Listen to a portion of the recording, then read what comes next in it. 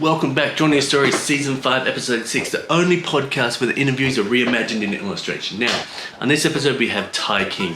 Ty King is a podcast musician doing everything from interviewing, producing, marketing, and also teaching. But then on top of that, running a whole podcast festival, Arkast, down in Arkansas, Fayetteville. He is just really passionate about this podcast space, from getting it from when you had to download it specifically rather than just getting the phone to do all the work like I do.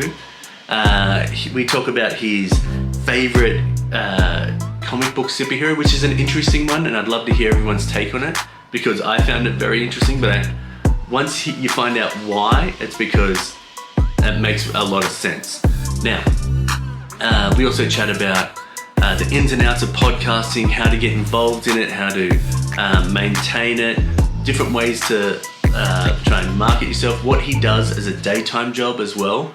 Yeah, it's really, really interesting. If you want to support the show, you can subscribe, you can hit the like, you can share it out. If you're listening to this on audio only version, check out the Instagram page for the illustration and let me know if it's what you thought it was going to be, because sometimes when I start these, I never know what it's going to be, and I can see that sometimes I have a little rhythm to the thought. Anyway, jump in, let's enjoy the show, and let's get it. Boosh! Busy leading up to your event, huh? Oh my gosh, I mean, right up to the minute of just now, I was answering more emails and organizing sponsors and tables and tickets and Oh yeah, I bet. Has it been interest in the tickets? Oh yeah, for sure. Yep. Well, since we're recording and this might stay in, you should tell people what the event is called and where. Because I don't know, I'm timing, I think this should come out just before, but... Okay. Yeah. So Arkast is the annual podcast festival that's hosted in Arkansas, and it's mainly to honor and celebrate the podcasts that are being created around the flyover states. But of course, we bring in people from the national, all over the world to come and talk and share their expertise, so that we're not just an echo chamber and we get to learn from the best in the industry. So November 14th through the 16th is this year's event, starting on the 14th with our very first Arkast Awards. Where thousands of people have come in and voted, and so we're excited to hand awards on stage and honor the people that are creating really great content. And then the 15th and 16th, we've got full days of workshops and speakers and people from all over coming in, and then plus we're doing a podcast pitch contest at the very end with a very big prize package that we can't wait to share. Oh, awesome! That's rad. God, that sounds so much work. Is it who is your team doing this? This guy. Just one solo? Yeah. So we've got a couple of people on the team, but I mean, this is a nonprofit organization, so you can't really expect people to put a lot of energy into it when you're not getting paid for it. But this is my passion and what I love and my vision. So I work really, really hard at this. I can tell. Just so people know, you and I met at Podcast Movement down in LA. Yes. Earlier this year? That was earlier this year? Yeah, far out. Doesn't that feel like a lifetime ago? Oh my God, yes. So how long I'm sure we'll get into this stuff in the questions and stuff like that as well, but how'd you get involved in podcasting? Why podcasting? Yeah, so I've been listening to podcasts since the early 2000s, back before they were called podcasts. They used to be MP3s that you would download off of people's websites that were creating their own shows, and you put them on your little Alpine MP3 player, and you put your earbuds and you walk around school listening to your cool podcast.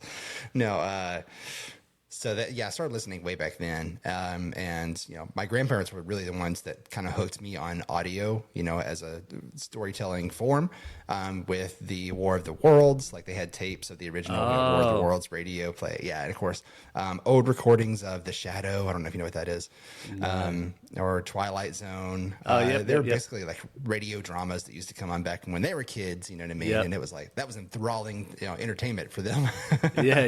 And I really loved it because it was so different. Even though I love movies, you know what I mean? I'm a movie buff, and I always, interested in how, film is created. But I feel like there's something in audio where the images are more real, if that makes any sense, because like they give me just enough to where my imagination takes over, then I get to see whatever's, however I interpret that. So it's interesting like that. But anyways, in 2018, I had started a marketing business. And I scaled the ladder of status and several things in different communities. You know what I mean? And joined several different chambers of commerce, as you do whenever you're trying to grow a business. You try to get networked, you try to get tapped in, to learn who other people are, and then make sure that they know who you are and what you're providing. Anyways, so I got to the point to where I was leading a leads group in the Chamber of Commerce here in the center, the capital of Arkansas. But still, I wasn't of a certain status to where I could cast a shadow on the door of these C-level executives that I needed to talk to, to try to learn from them and try to, let them know what it is. But we did, So I was like, well, you know what? I will start a podcast and I'll invite them on as guests and just see where we can go from there. And like, lo and behold, it was a great networking tool. They were so honored to be invited on as a guest because you want me on your podcast. Yeah. It's such an honor thing. They had no idea I had 0 listeners. Just like you do for me. You have no idea. So I have no idea. But I got a one-on-one session with them, and not only that, but it's recorded, so I can go back and replay that conversation. But also, they'll share that episode with their network, and now I'm tapped into their network that way, and it grows from there. It's an amazing networking tool, but also just an information tool. There's so much to learn from podcasting. Period. Oh, I fully agree. Before we get into this, there's one piece that I really, how to put it, with networking, I feel like there's some people just have the magic. Like I can talk shit with anybody. Like I'm at the pickleball court, I know a little piece of everyone, and I chat about it and stuff. But there's this piece of networking where I feel it's like you insert yourself in a way where that person wants to give you something without knowing they want to give it to you. You know what I mean? And not saying that it's a leech type system or something like that. It's more like hey, I know how to network and I know how to say, hey, I am looking to network and to grow, and you're willing to say, hey, let me grow and show, or let me add you to these people. I feel like I don't have the networking skills of adding that piece. Do you have any secrets that I could steal to network that? Of course. So I think I don't have a whole lot of like you. I can come up and talk to anybody. You know what I mean? As long as they're willing to have a conversation with me, I can most definitely have a conversation with them and find something interesting that we can both find common ground on. Right? Yes. My secret about me. I absolutely hate small talk. But I'm willing to go through it because I realize that that's what people need in order to get through the door to have the meatier conversations. And so, to me, it's like, it's so painful to get past that part where I'm like, why are you telling me what weather it is when we're both in the same place? It doesn't make any sense. I can tell if it's hot or cold. So don't tell me it's hot or cold. Anyways, so I realize like people need that little soft sort of introduction in order to get into, that other part. I'm also a natural introvert, so I've had to train myself on how to get out of my shell and talk to other people. You may not know it now, but I am definitely an introvert, and I've got a social meter. It's sort of talking and having conversations with other people, it'll start running dry, and when it gets towards the bottom, that's when I need to go to a dark room by myself and recharge my batteries. I feel so I always thought I was an extrovert because I could talk to anyone. I love to go out and be crazy, but I didn't realize because I draw so much that was my recharging moment. And it wasn't until I was older and then my wife explained what an introvert and extrovert was, and I was like, oh, yeah, that makes perfect sense. Because there'll be one point where I just go beep, beep, beep, beep, and I'm an asshole. Yes. I just have no tolerance for anyone. So after your dark room and then you've re-energized and stuff like that. Well, I would say I said all that to get to the main part of this, which is secrets on how to network and with value. That's a great way to put it. is just that. It's just being, what can I bring of value to other people? Yeah. And not just being in it for yourself. I mean, obviously you want to grow, but it's the same thing as like when you start a business. Why do you start a business? Well, obviously you want to make money, but it can't just be about money, or else you're not going to get there, because you've got to add something of value for other people, you know, that they're going to want. Right. So being authentic, being interested in other people's stories. Don't just say, hey, how are you? Just to ask, how are you? Or you know, what do you do? And then you tune out. Listen to people. Start those genuine conversations. You're going to learn from other people. You're going to benefit from this. You're going to grow as a person, but also, what do you add for value? And you can tell what it is that you add for value. I mean, you know what you do and what you're good at and what your experience is. So allow them to talk, listen to them. Mm-hmm. You're going to pick up in little pieces and be like, oh, I can relate to this. Now I'm going to bring up this part whenever they stop talking. Yeah. Oh, well, this is my story. I did this, da, da, da, da, da, da, and that's kind of like what you did. And if you find common ground, be relatable, don't be rude. I mean, there's pretty basics, right? And so be ethical. Yeah.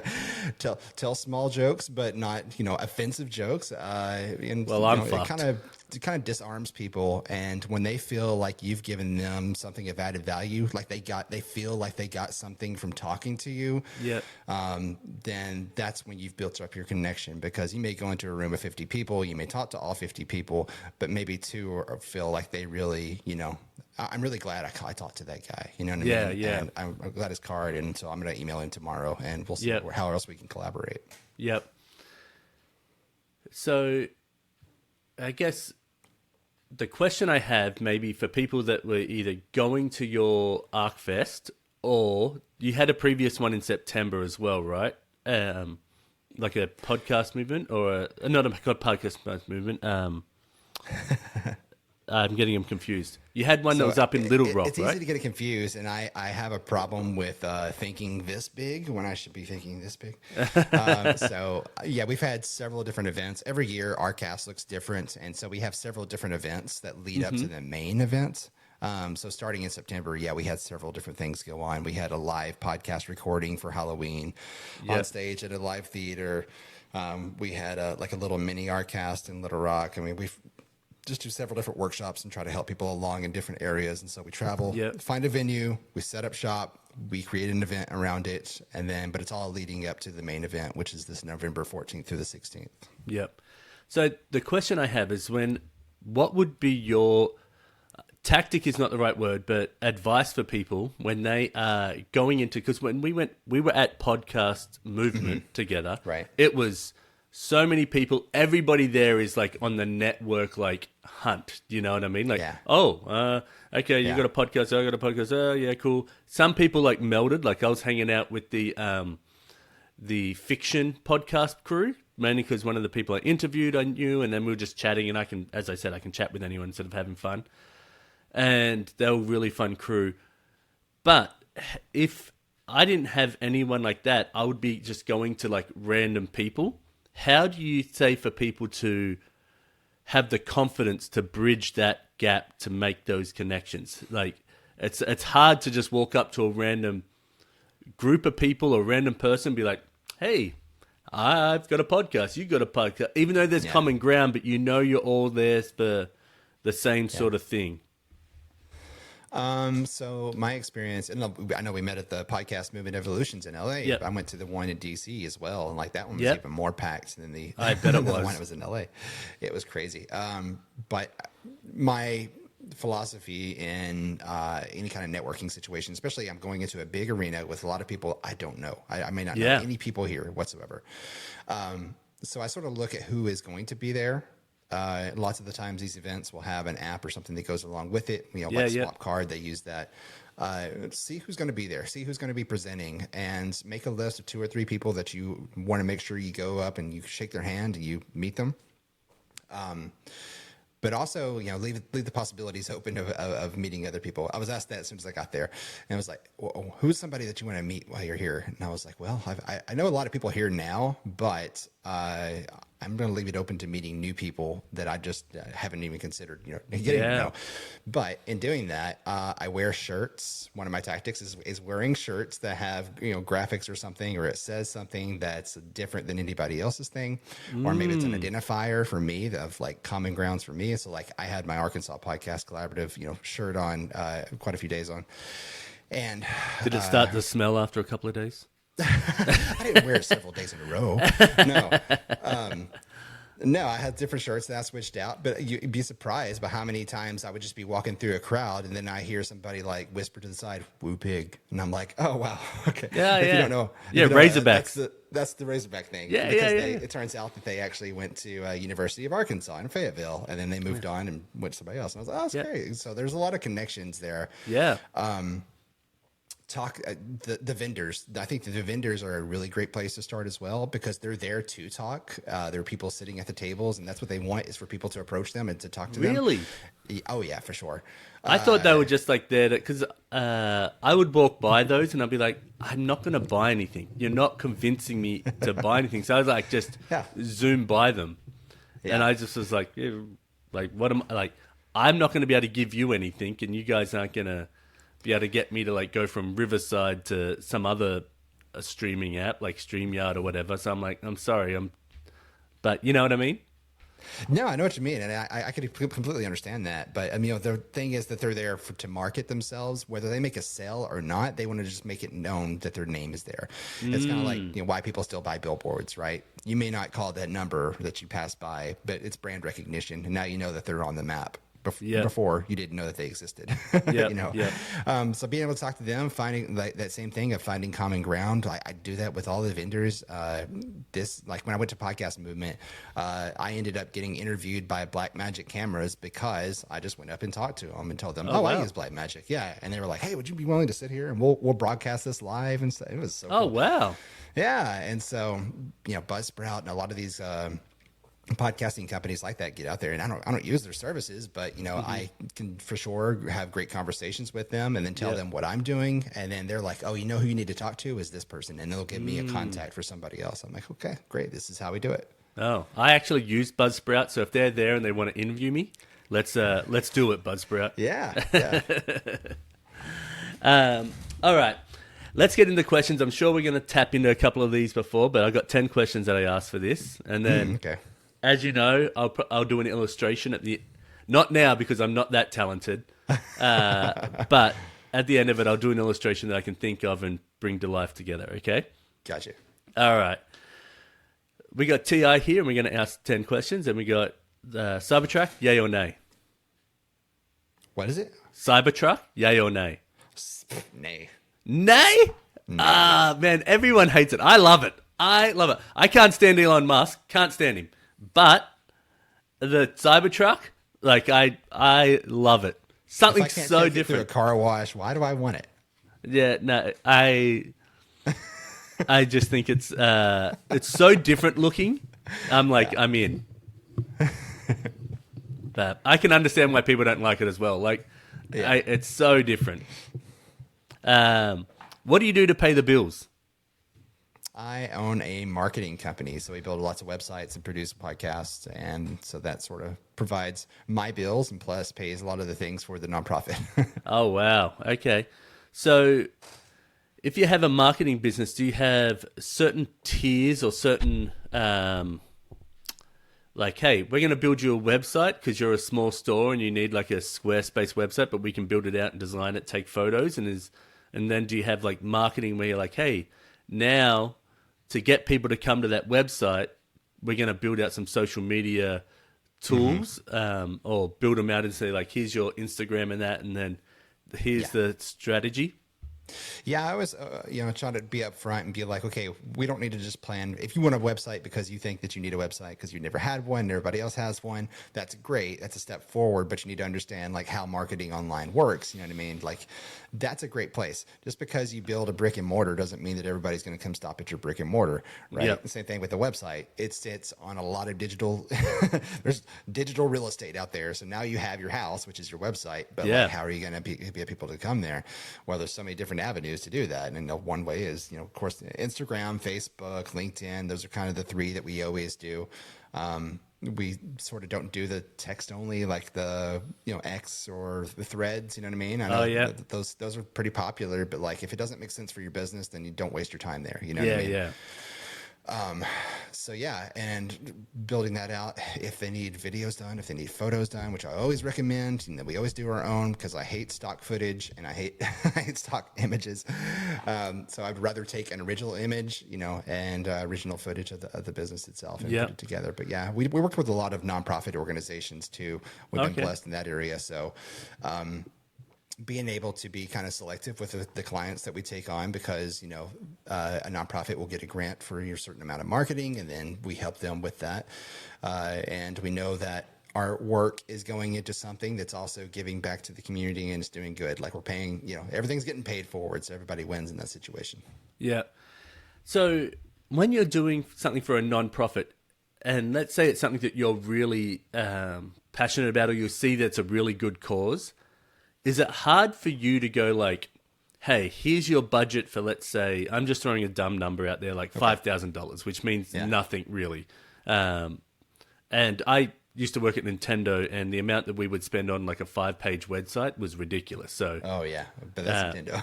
Yeah, exactly. So I'm saying, let's say that they get $5,000 to build out a website, right? Yeah. And you're like, oh, dang, this is a really good cause, but they've only got $5,000. Do you then try and like budge your own to like try and give them more? Or are you just like, bang, I'm sorry, but this is my business and I only have 100% of time. I can't take out, like I got the Arkast coming up. Like, how do you, how do you juggle what you think they need to do versus your time versus your moral? You get what I mean? Yeah. And so for those situations, 5,000 is actually pretty good. It's I don't know. We average around, 6 to 10,000, I would say, for a website, for a 5-page website, Yeah. But 5, sometimes we do that because, we know if we do a good job for you, you'll probably refer it over to other nonprofits and we'll end up getting that. Plus the cost of living down here is so much lower than it is anywhere else in the US. Yeah. And so that we're able to take those lower prices and be able to live on like, I guess what would equal, 12,000, in California, we can do for 6 here in Arkansas and have the same amount of spend, if that makes any sense. Yeah, that is wild. Like, I'm up in Seattle, and the houses around me are just so crazy expensive. Like, I sold a house around here like 4 or 5 years ago, and the amount that people paid for it on the second round, and I was like, there's no way. Like, I know what's wrong with that house. There's no way they should pay that. But anyway, I just wish I got to sell it on the second round rather than when I sold on the first one. But anyway, not bitter at all. Not bitter. I think that's really interesting, the cost of living, how that impacts. Do you get stuff that is out of state as well? Because people hear, oh, you know what? TI's doing a great job down there. What do we do? Like, do we go? Are they allowed to like shop outside of their state? Oh yeah, for sure. Oh, okay. Yeah, I didn't know if it's like let's say that Washington gives you a grant, and they're like, actually, it has to be someone like there's a rule. It has to be someone in Washington. No, we built for several people, like National Peer Recovery organizations across the U.S. Like they're able to work with us a lot. But even like basketball camps in New York, we've worked with a lot of different, just organizations. And so we're official Wix partners too. And they give us a lot of referrals of people from around the country. Anytime what I call the panic button, when somebody tries to build their own website and they hit the panic button of ask for help, instead of send it to us and be like, here, can you help these guys? And so that cool. conversation. Yeah. Oh, that's wild. How do you become a Wix partner like that? You've just got to be building on their platform for a while, and have so many websites under your belt, I think, and have made, so many premium plans and things. Oh yeah, that's awesome. Yeah. I didn't know that was even a thing. That's good to know. So if any young designers and that are out there and like doing freelance, I guess if they focus on one platform, then they can end up having a conversation with them. And yeah, there are several platforms to do that. I know Wix does it for sure, and that's been the best that I found. But also Squarespace. Squarespace. Yeah, I use those guys, but I've been using them for so long. I have not used anything else. I tried Wix once, but I think I was just too rushed with it. And I was like, this is not fitting right. And then I just needed something I could plug and play, if not code my own. Yeah, So, yeah. Oh, you want to code your own? Well, I did. Extra step. Well, I did. I coded my own back when I was looking for a job where I was going to be a designer. So I ended up working for Nintendo, and I think that the fact that I coded my own and designed it, that got me the job more. Yeah. Maybe the Australian accent helped. maybe just a little bit. Just a It touch. definitely helps if you know how to code a website, and like you can do custom plugins and that type of thing. Yeah, it's absolutely a plus for lots of the businesses like that. But for I would say most small businesses or nonprofits, like they don't need any. I agree. There's no reason to go to WordPress or anything like that. Like using Squarespace is great if you're going to do it yourself, because it kind of gives you fill in the bubble type of setup, you know what I mean, where it's like you can add a square in this square area, you can add a rectangle in this rectangle area. Yeah, exactly. But with Wix, like you can freeform. There's lots of different things, and I love the creativity that I can put into it, and also the mobility and all that stuff. This is not a commercial for Wix. Really. I was just about to say hashtag no commercial for Wix. We're not paid by the. Well, I am, but you are. Yeah, you are, but I'm not. But if they want to pay me, fine. That's awesome. Well, I think it's just fun for people to hear that there's other avenues of getting referrals, and that if working closely with a company that you may like as well. So you're finding that you like that company over Squarespace, and you like the fluidity of their way they can do their projects. Yeah. And I think that's pretty awesome that it works out. How much... So you say that the Arkfest and everything is a non-profit, and it's a passion project. So then how much time out of your week do you spend on Arkfest? And mind you, let me ask this. Are you married with children? Yes, I have children in my life, yes, and I have a relationship. Okay. Well, so for me, having kids soaks up, and it's enjoyable time, but it soaks up so much time, right? Right. So then I'm like, how do people, you're saying, oh, I do this marketing job and that's my business. Oh, now I've also, as a passion project, taking on something that is so, even if you only had, I'm sure there's going to be more than this, if you only had 1,000 people come to the Arkfest, that's a lot of fucking people to organize and shuffle around. You know what I mean? Mm-hmm. And then all the other pieces beforehand coming in there. Then you got the people, then you've got the presenters, sponsors, all that there, and the venue, parking, food, all that. I don't know how you do it all. I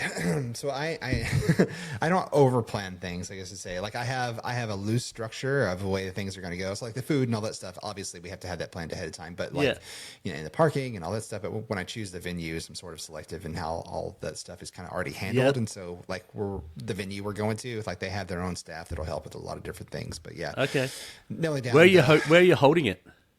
At the Fayetteville Public Library Event Center. And so I've walked past there a bunch of times. I was in Fayetteville for my brother-in-law. Not my brother-in-law's, my cousin. He had to have this full leg thing done down there. There's only one place in the world that does it, Spiro Clinic. And so I just spent all this time in Fayetteville, and I'd just be walking around. And so I know it kind of quite well from just walking around. Yeah. Yeah, it's a wonderful really little city. Incredible, little library space, and the most Fayetteville library thing ever. A few weeks ago, there was some fire damage because the beekeepers on the roof lit at the AstroTurf on fire.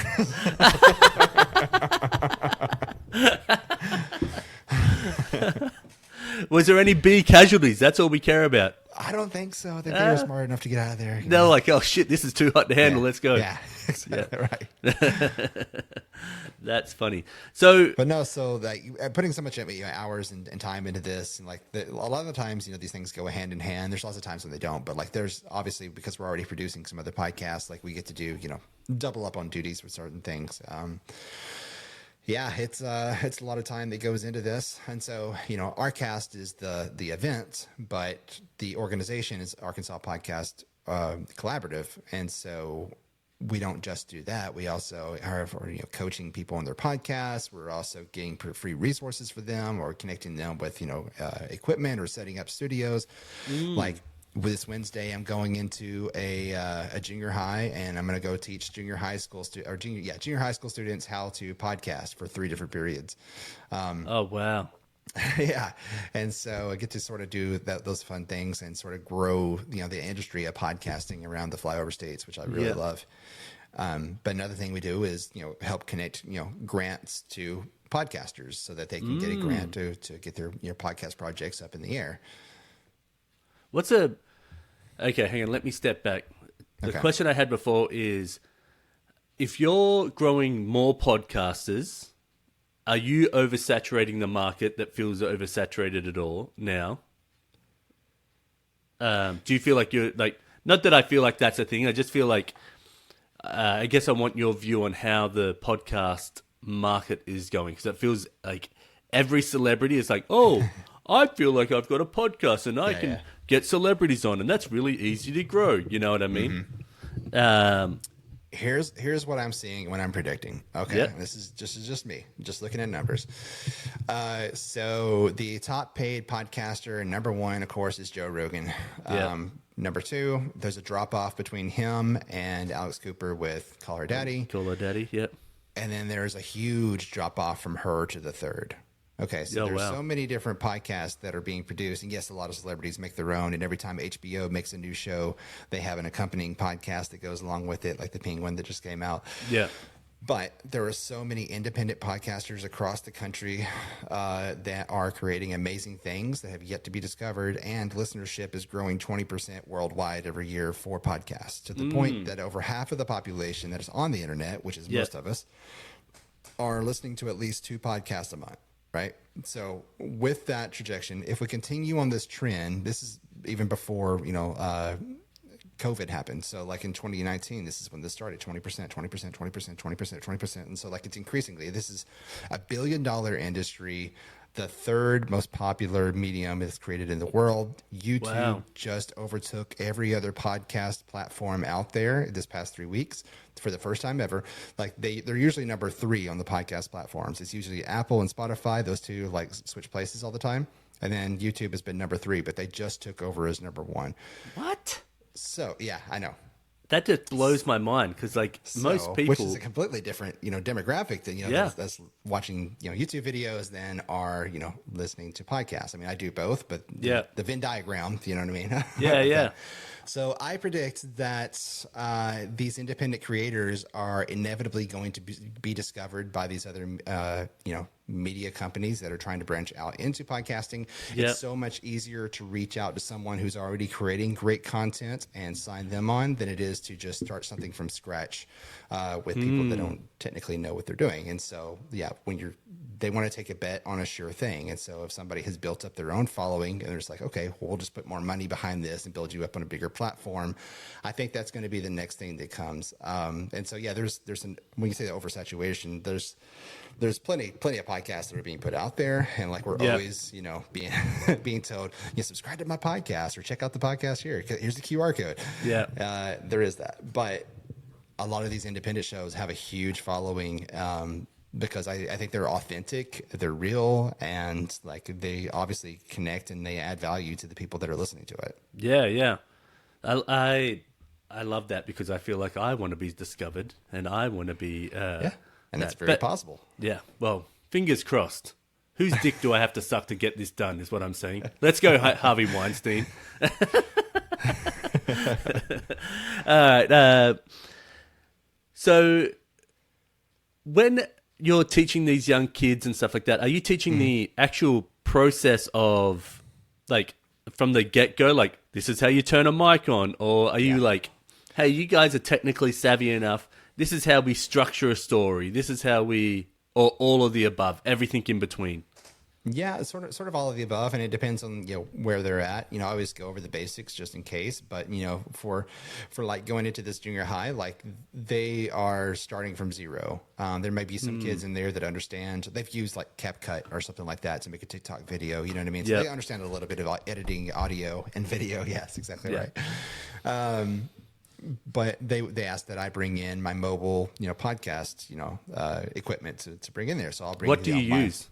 I use my Zoom P4, which is out of reach Okay. now. So Zoom P4, it adds 4 different channels, and I'll bring my mics that go in with it. Hang on one put 'em sec. up. Is it like Yeah. this one? I've had the Zoom H6. Oh, nice. Yeah, the H6. Yeah, that one's nice too. Yeah, I had it for a while.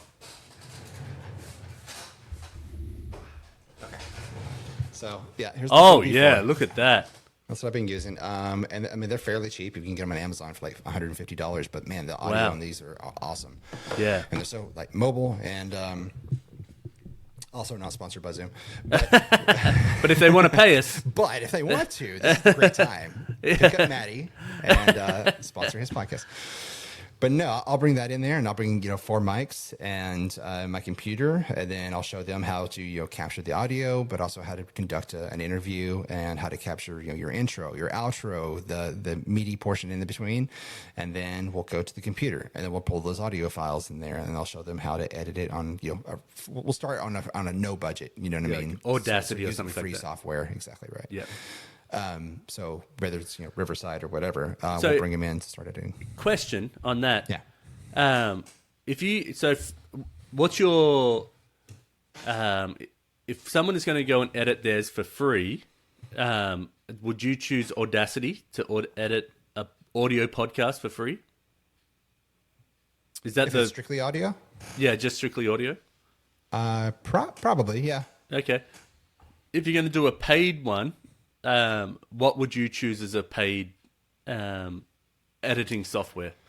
Adobe Audition, or Okay. I use Premiere Pro because we do a lot of video with ours. Well, And that so- was my next question. Is like, Yeah. so where do you sit with video? Do you think every time you record a podcast, you may as well just do video as well? Oh my God, yes. As that's the marketing part of me. Well, I'm like, yes, we've got to capture it. Even if we only released it in audio, you definitely have to have that video because, like I said, that number one podcast platform right now is YouTube, and so Yeah.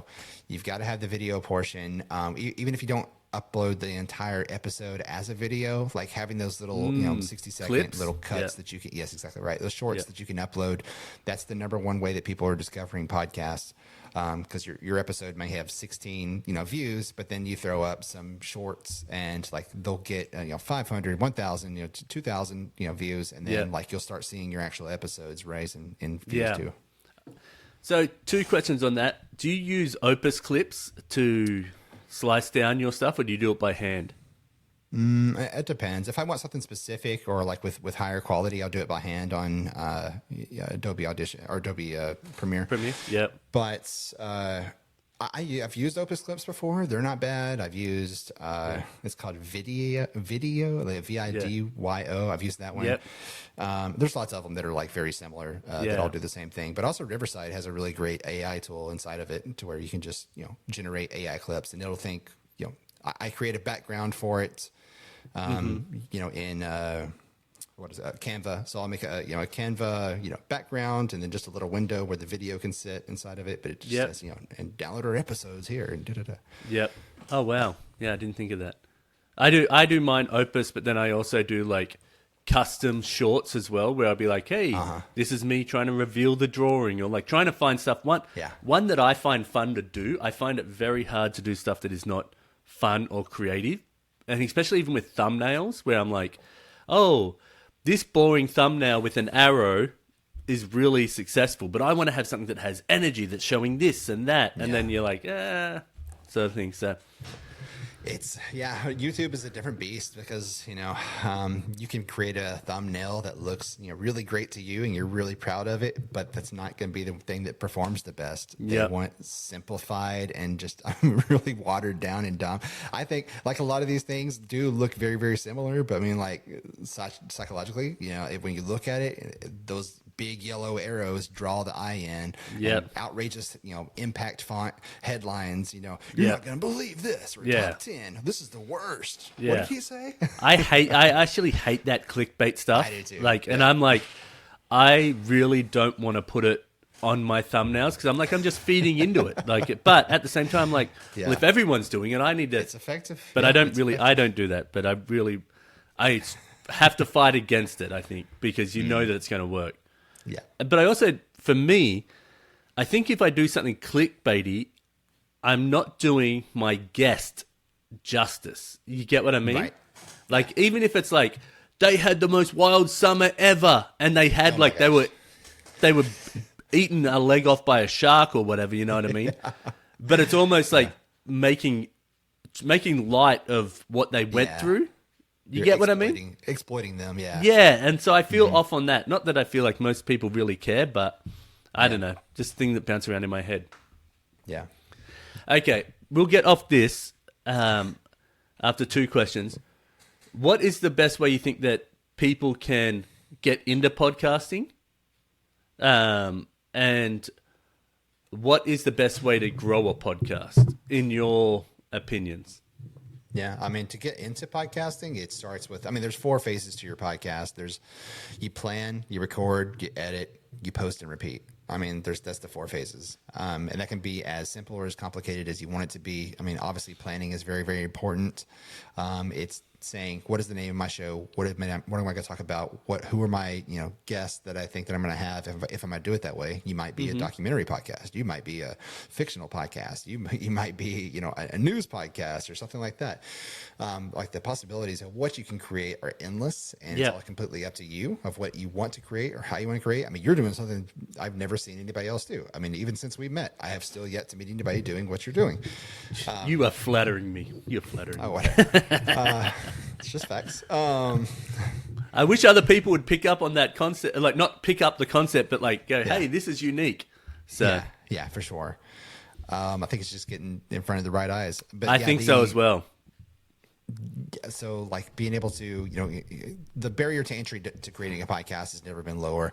So if you're just going to do a talking head thing, even if it's solo, or you're going to have a guest, like you've got a phone, you can record with your phone if they want to start there. If you've got no budget, you can start there. You can record on your phone. You can upload the audio to, like you said, Audacity, right? Yep. Audacity. That's the free one. You can use Riverside, because Riverside's got a free version of it. It does. You can use Spotify for podcasters as your host, because that's also free. I didn't know that. Yeah. So you can do this with absolutely zero money other than the equipment that you already have. You're just using that. It may not sound the best, and it may not be the most highest quality, but as long as your content is quality, that's what matters, and that's what's going to help you grow. And plus, this is experience to help you make better shows in the beginning or in the in the end. Everybody's show in the beginning. If you always go back to like any show, just pick one and go back to episode 1. Like it's always a lot rougher than the most recent episode. Oh yeah. I even look back at mine and I'm like, I used to talk over people so much because I was like, let me get this out, let me get that out. Now I've learned to okay, just hold it back. You're okay. You don't need to talk that much.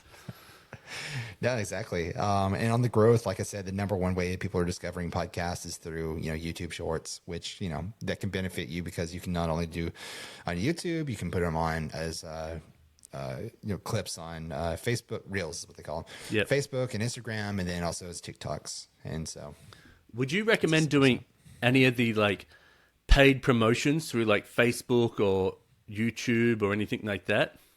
I wouldn't do paid promotion through those platforms because I just don't think that the audience is well, it depends on who you're going after, I guess. If your demographic is on those channels, then go for it. But most of the people that are on Facebook and Instagram are kind of the older ones. You know what I mean? The younger generations or the people that are more tech savvy are kind of on the TikTok and YouTube more often than that. But what I found to be really beneficial as far as advertising, if you're going to do paid, find a service that is IAB compatible or compliant. What's IAB? Yeah. So IAB, I know that I'll try to keep this as simple as possible. Yep. Is the world standard of how a podcast success is measured through downloads and listens and impressions, right? So each podcast platform has its own analytics. Apple has its own, Spotify has its own, even Buzzsprout tries to bring in, from several different places. But the thing is that each podcast platform is kind of its own island, and they don't like to be, huge team players. So if you find so Apple is one that is signed on. I think iHeart, Spotify has left IAB. And so IAB is kind of I don't want to say not the United Nations, but like what's the EU, I guess. Oh yeah.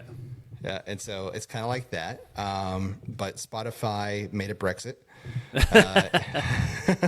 So they're not compliant, but the rest of them are. And so IAB gets to measure across all those platforms that people are using and making sure that, all of those are, the downloads are, the number is pretty accurate of listens, downloads, and impressions. But there are services that you can go to, like Mopod is one of my favorites to use, where you set your budget. And let's say you set it for $100 and they tell you, well, you put your RSS feed in there or maybe just one episode that you want to promote. Yep. And you set it for $100 and you say, they'll tell you exactly how many listeners they can guarantee you with that $100. Okay. And let's say that it's, 300 listeners. And it's in 48 hours, they'll get you 300 listeners.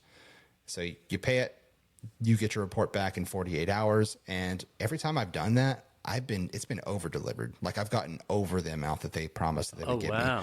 But it's because they're taking your RSS feed and they're integrating it into ads that are being run on websites. And so if you go to those ad supported websites, a lot of different places. And so a lot of media broadcasting places. And so people are seeing it. They're clicking on the ads because it's an interesting graphic, and then they listen to your episode, and that gets counted with a IAB, and they give you the final, results and analytics from that. And if you're being hosted on Spotify, like it'll eventually, translate. I don't know why it takes them so long to get those numbers, but it will. And in like 30 days, you'll get those numbers back. We'll say that you got it added, boosted 300 people listen to your show than normal. Like eventually, it'll get added to your analytics that 300 more people listen to your show than normal.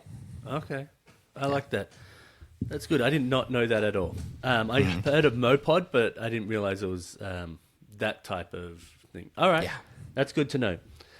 Last question on this stuff, and then we're going to get into some other fun stuff about you.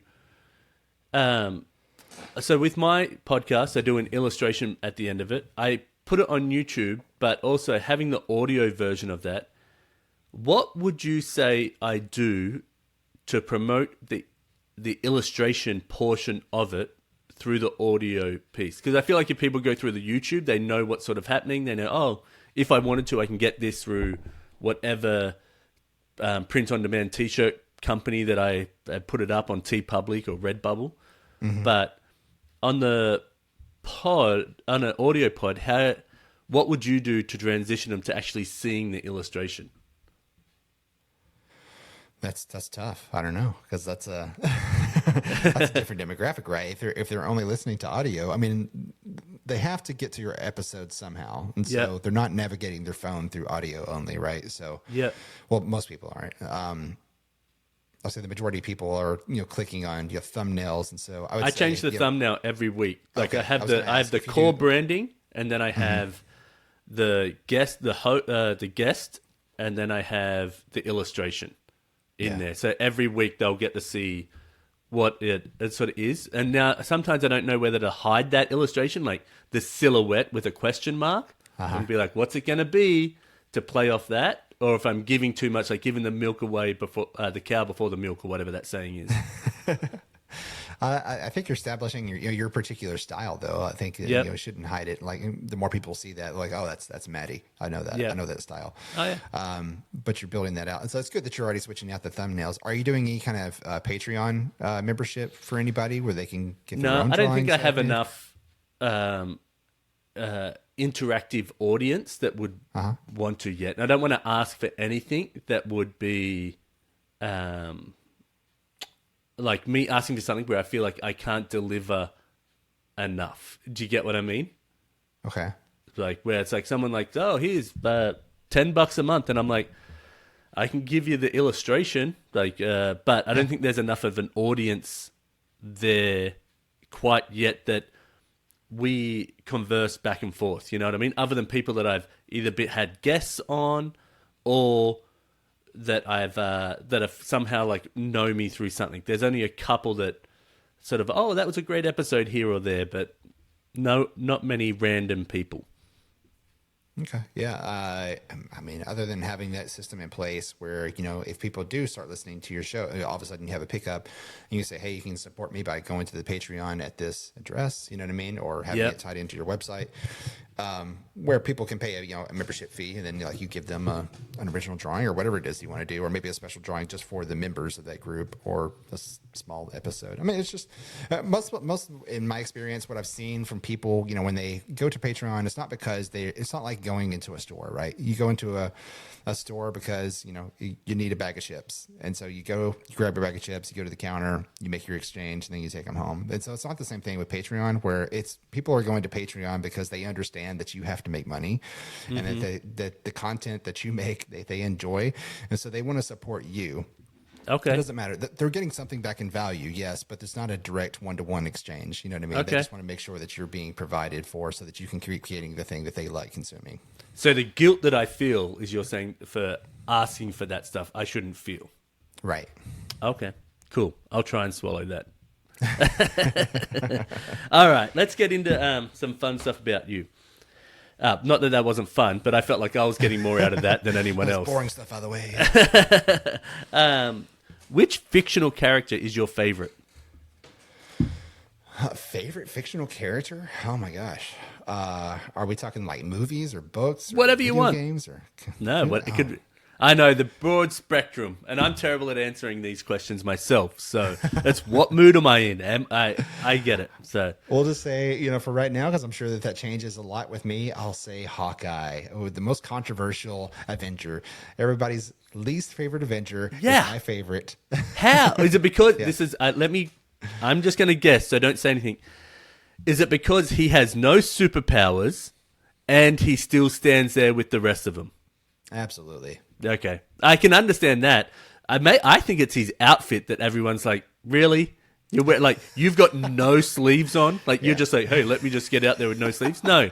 I'm still human. I don't have any superpowers. I need to have some sort of Batman armor, you know what I mean? Uh-huh. Yeah. Yeah. Okay, I get that. I don't agree with it, but I get it. Yeah, I don't know. You don't have to. It's there's very few that would agree with me, but I do like that thought of it, because I thought that as well. Same with Black Widow, where I'm like, she's out there in Avengers Endgame and that, or where she's fighting these people, and she's still in there giving it. Dangerous, but I feel like she's she was in the Red Room ever since she was a little girl, so she's had a lifetime of training, and then I don't know. And I like what Hawkeye says, when they were fighting Ultron. We're getting really nerdy here. Oh yeah. No, I love it. Nerd. But in Age of Ultron, when him and Scarlet Witch, they were held up in that little place, and all those robots and stuff were flying around, and she's sort of freaking out. And he said, it doesn't matter what you've done. If you step out this door, you're an Avenger. You can stay here, and I'll go get help if that's what you want. But he said, if you step out this door, you're an Avenger. And I was like, yeah.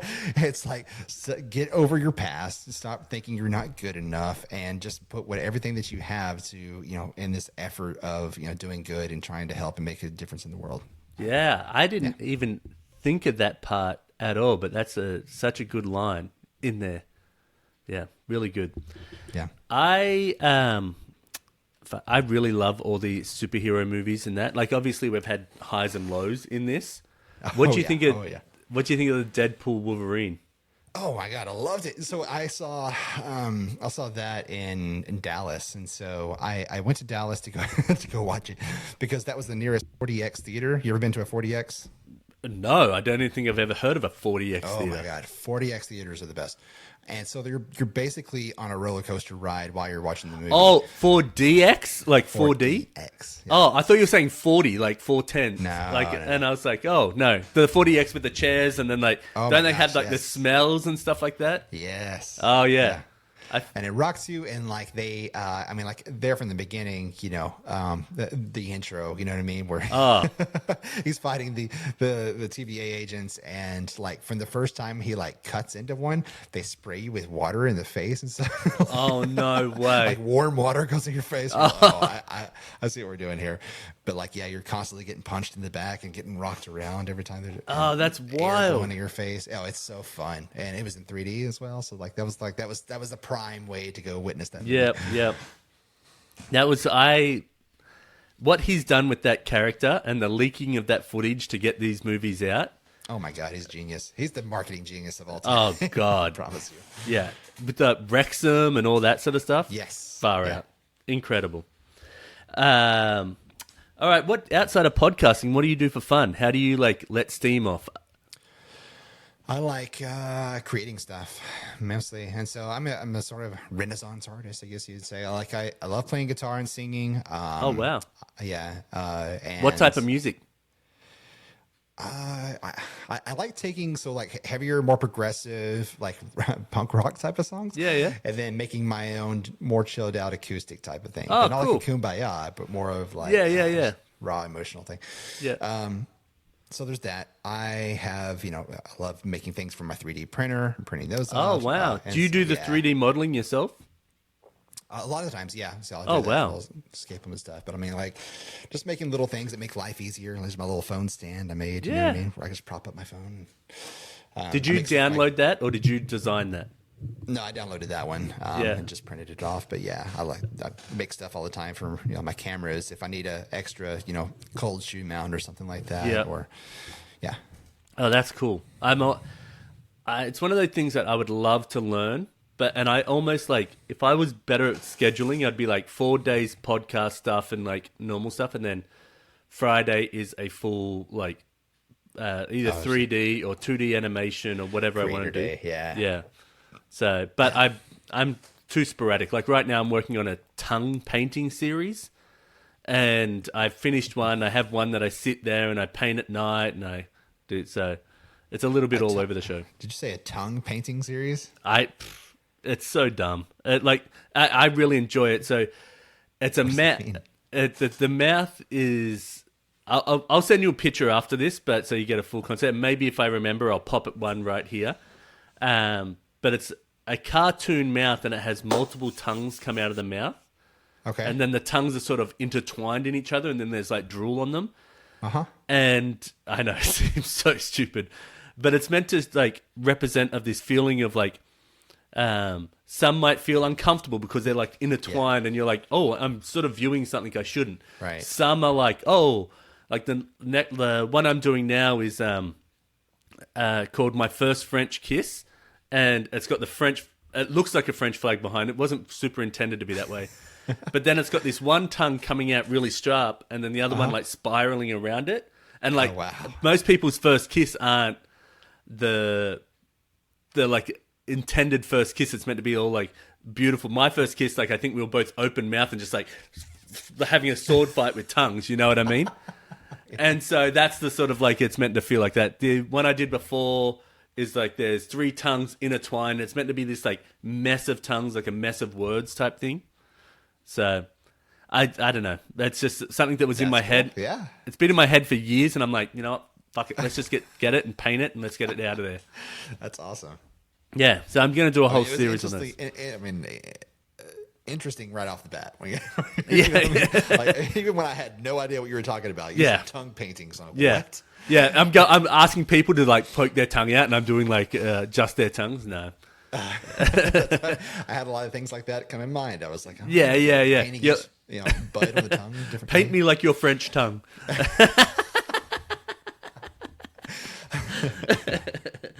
All right. What do you say to yourself to lift yourself up when you're like sort of having a hard time, or maybe like something like Arkfest and normal work is there's a lot of stuff to get done, and you like, how do you go? Let me move through this.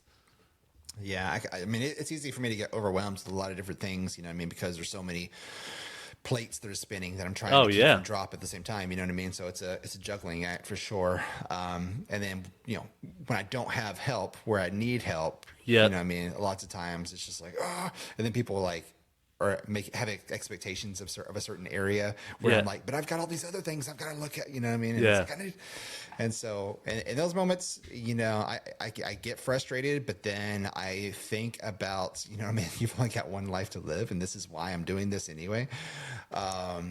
after all this is over, after Ty King is gone, like what's going to be the last? What's going to be the impression? You know what I mean? Not just like my legacy or anything like that, but like what we're doing is affecting people.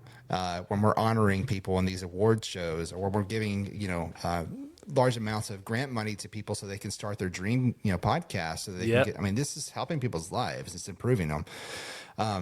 That's what's important. And even if they remember me or not, whatever, but like, they're definitely not going to remember that I was frustrated. And so the frustration really doesn't get me anywhere. It doesn't help solve the problem. And so I just have to kind of let go and embrace some of the, some of the chaos. And realize that not everything's going to be in control, and I'm not going to be able to put 100% of my energy into everything. But I'm going to do everything to my best ability and try to, give as much of myself to everything that I have, going on, because it is important to other people. I love that. I like with those frustrating times, especially when you got a lot of stuff going on, I find I go more insular. Like, I don't want to be around people. I want to try and solve this, where I think sometimes it might be the best to sort of go, hey, I just need a little help with this little piece over here. Whether it's like, can you pick the dog poop up? Or like, hey, I can't get to that piece of laundry today. Or like, you know what I mean? Yeah. Then so I see that. That's on a lower scale of what stuff you've got going on, but no, but those small things in life, like those add up to be huge, like you said. Because like if you've got all these things going on in business, and like you said, your kids, oh my God, your kids take up a lot of time, and it's not just spending time with them, it's also cleaning up after them. And you got homework, you got school, you've got to make sure everybody's doing clean, everybody's helping out in the house, and then if you've got a partner, making sure they're not going crazy because all these responsibilities are falling on them. And so there's lots of responsibilities for life. Yeah, for sure. Yeah. I fully agree with that. All right. What is a kind act someone has done for you that sticks with you? A kind act that somebody has done for me that sticks with me. Yeah, like obviously someone's done kind acts for you many, many times. But there's got to be like 1 or 2 or 10 that sort of go, this person stuck their neck out for me. This person loaned me money, this person did this, or whatever. You know what I mean? Yeah. I there's a lot of things, that people have done. It's so hard to narrow it down to just like or like make specific examples, because it's kind of like a rippling, effect of, it's not just like one thing somebody did for me. It's just like, you have the support system, and then like if you have a good support system, like they're constantly doing things, and they're your biggest fans and providing opportunities for you. Yeah. I don't know. I guess like one of the happiest like sort of things that came out of that, for some of them, like one of my friend and client. So he is a guy that is big in the recovery scene.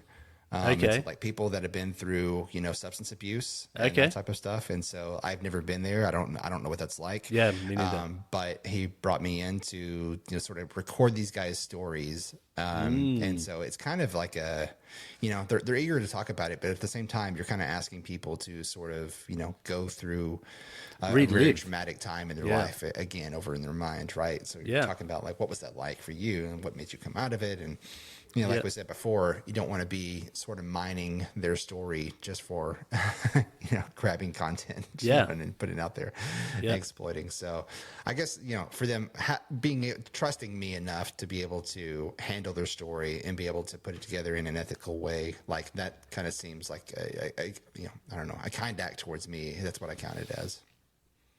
I know. I love that. All right. Yeah. Who is someone that is alive that you would like to meet? Somebody that's alive that I would like to meet. Oh my gosh.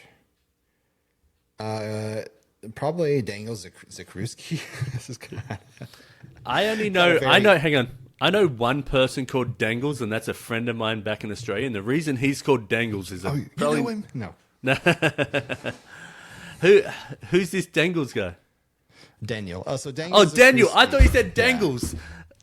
I thought you meant like dangling down, Dangles. Well, I'm bringing it up again. Make sure that's the that's the right name I'm saying. House of Leaves. So there's a book that I really, really love, and Mark, sorry, not Daniel. Danilewski is his last name. Very Russian sounding name. Mark Z. Danilewski. So he's the author of House of Leaves, and I don't know if you've ever seen that book. If you haven't read it, oh my God, I recommend that you just look at it if you don't even read it. Flip through it. And he writes in what's called an Ardonic style, and like it's a like the words do what the page says is happening, if that makes any sense. Like if they're walking down a spiral staircase, the words on the page and the print actually starts twirling into the page. Oh wow! Yeah. Is this almost like graphic novel-esque? Like with words? Not at all. Okay, all right. Yeah. I mean, it's a full book. I mean, his House of Leaves was, just a brief little history. He released it in the 90s in small different sections, and it was leaked over several different like message boards and stuff. So people had to like really search to try to put this whole thing together. Eventually, once several people had them all together and like these images that were supposed to be realistic. It was about a documentary of a guy that moves into a house, and then all of a sudden there's a door that opens up into his living room, goes into it, everything's just ebony, the walls, everything, and like just like darkness. And so like it's about exploring that darkness, and why is it that this house is sort of opening up these new spaces that don't exist in time and space. And yeah, it's so cool. I love it. Okay. Yeah, either him or Sam Lake, who's the writer. I don't know if you know you ever seen Alan Wake, the video game, or okay. So he's a writer, but he writes for video games. But that's his chosen medium to write in. Cool. And he is a master storyteller when it comes to like weird and sci-fi type of stuff. When I was a kid, I wanted to be an FBI agent, but I wanted to be an FBI agent because I thought that the X-Files were real. Oh yeah. And I wanted to be in that department so far. Oh God, so bad. I love the X-Files. I also love. Yes. Did you see the show Fringe? I did. Yes. Yes. God, I feel like Fringe was like, hey, this is what X-Files did, and now let's do this whole story that fully loops back into itself.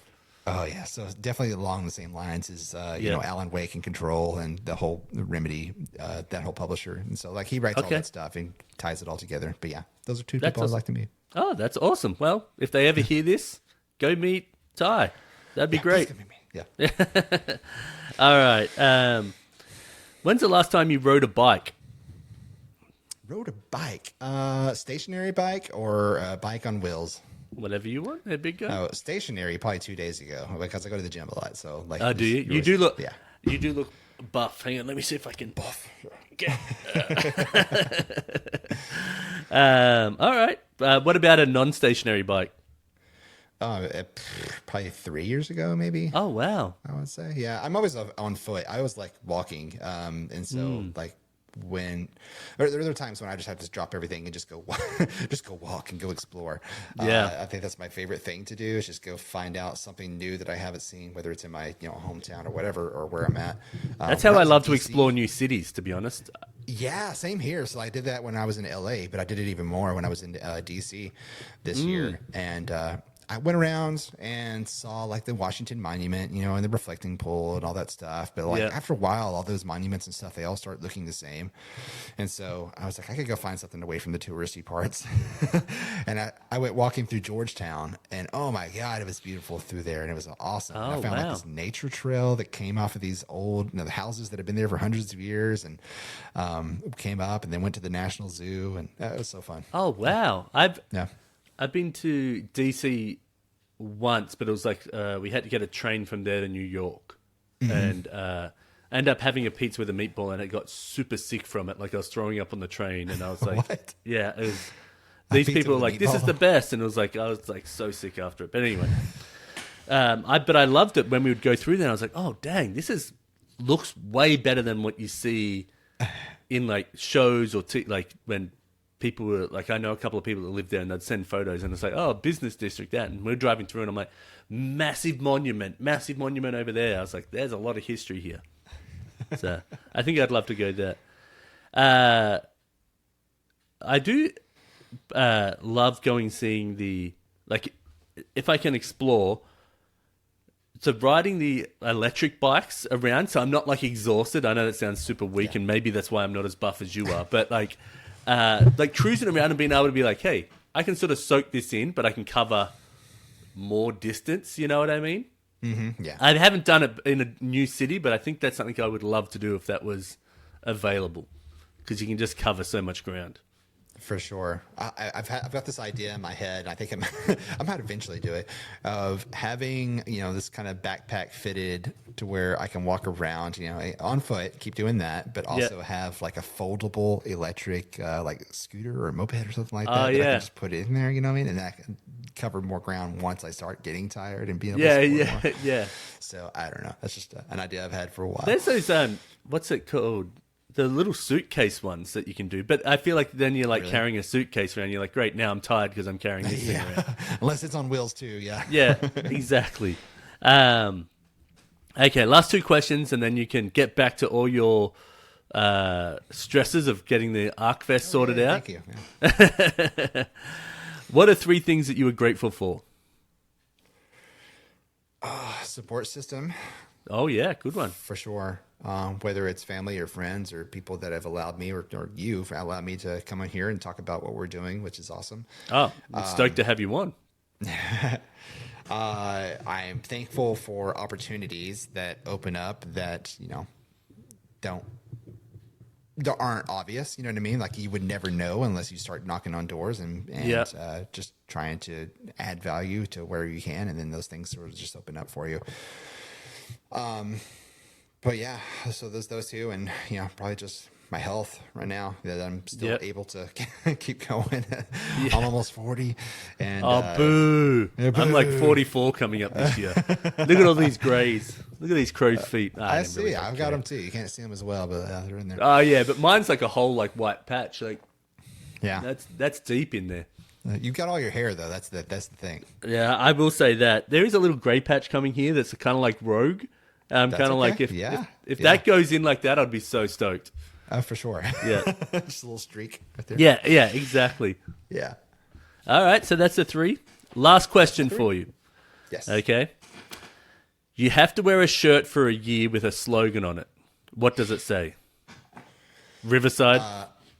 No. I love Riverside, but no, I would probably wear my other one that I wear all the time, and it just says eat, sleep, podcast, repeat. Oh, okay. Yep.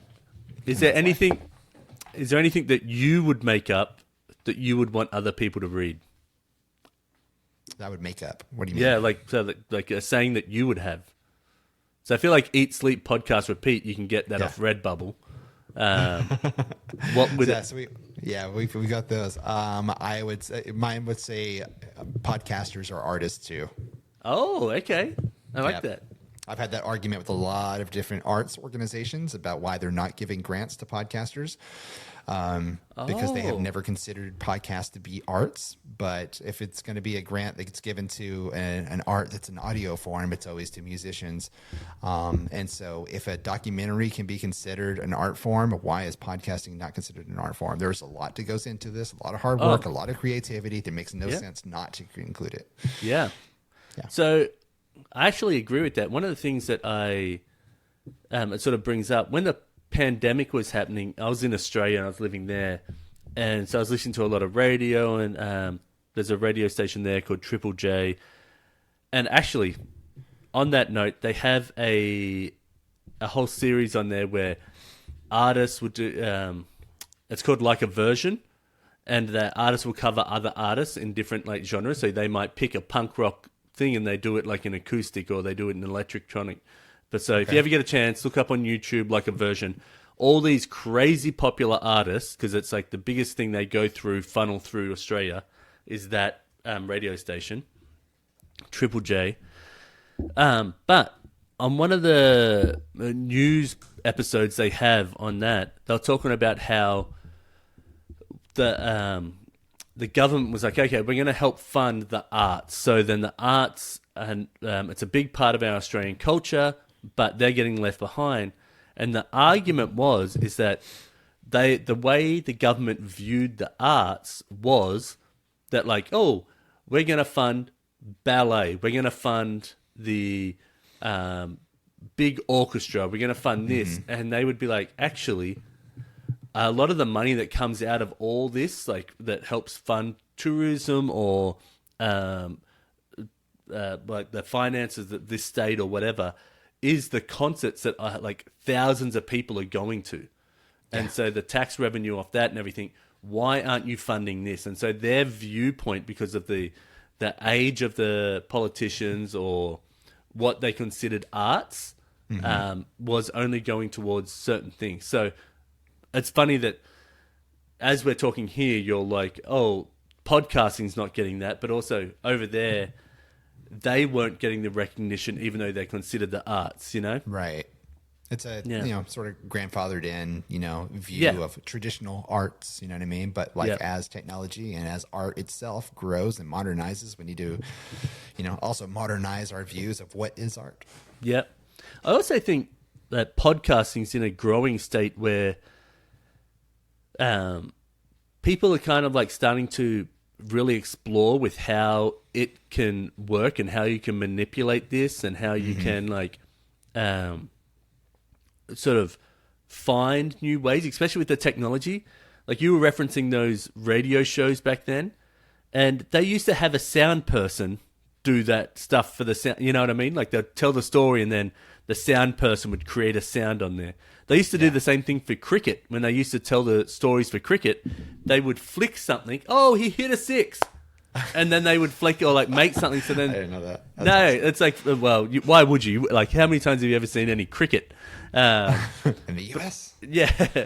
But so, like that stuff, they were pushing the boundaries of sound then. Now we have technology where we can push the boundaries, and the access to it allows more people to push the boundary and create. Now, some people might be doing this as just like an audio form of like, hey, I'm just telling the news. But how they tell that news, that's where the creativity comes in.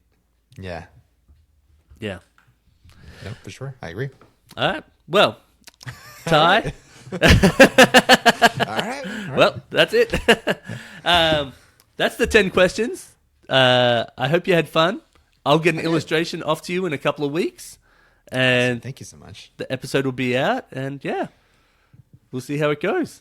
Very cool. I appreciate you, and I appreciate you participating in Arkast this year. I don't know if we've said that on the show yet, right? No, well, I didn't know it hadn't been official yet. If not in person, then through video, we will definitely have something where Matty's involved with Arkast and being able to do his custom drawings. Oh, I would love to do that. Yeah, I would love for you to do that. Yeah, it'd be really fun to do it like as many times as I can, and it's like 3 questions, and I'm just like trying to bang out them for that. That'd be like a mini. Maybe we could do a mini like Drawn to Your Story sort of like episode, and it's just like 3 questions, and I'm pumping out sketches for people. Yeah, I like that. We should talk because we probably should. We should probably plan for this. Yeah. Well, I think that what we should do is also, before I forget, is because I'll probably be doing it digitally, but I have a digital format, but I'll have like Drawn to Your Story X and then Arkast to the side. So when I send it to that person, they get the print with the branding of both of us. That's awesome. And that way they can like print it out or do whatever they want with it. Okay. Yeah, I love that idea. Okay. Well, let's chat before then and the timing and everything like that. But I'm stoked to have you on. This has been bloody awesome. Yeah, I've enjoyed it. Yeah. Well, I hope you have a great day, and I hope you don't get too overwhelmed with everything you have to do. Oh, I'm about to jump from this into another meeting. So. Always fun. Always fun. fun. All right, Ty, have a good one, mate. All right. Thanks, Matt.